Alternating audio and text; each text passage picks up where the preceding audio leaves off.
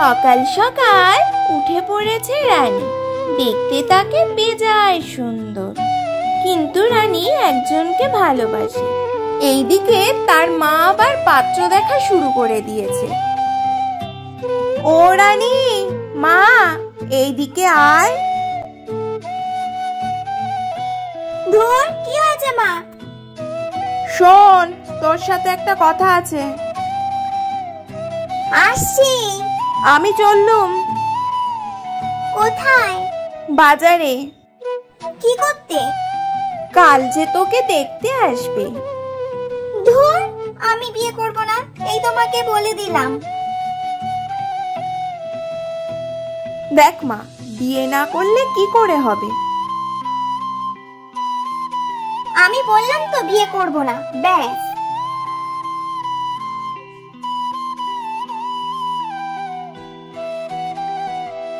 পরের দিন রানীকে দেখতে আসলো ছেলের বাড়ি থেকে। এদিকে তার মায়ের কথা মতো রানী সেজেগুজে চলে আসলো।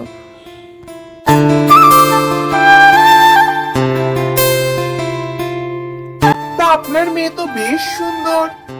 তো এই সম্বন্ধটা যাতে ক্যান্সেল হয়ে যায়, রানী সেটাই মনে মনে ভাবছে আর হাসছে। আমার ছেলে কিন্তু কম না। ও তো আসতে পারেনি, তাই ওকে পরে একদিন নিয়ে আসবো। তা আপনার ছেলে কি করে?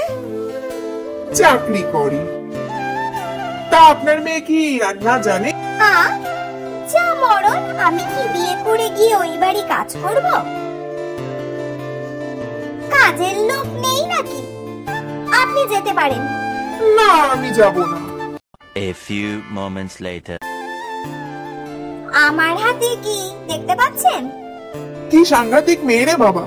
এইরকম মেয়ের সঙ্গে আমি আমার ছেলের বিয়ে দেবো না। চললাম দিদি, হ্যাঁ।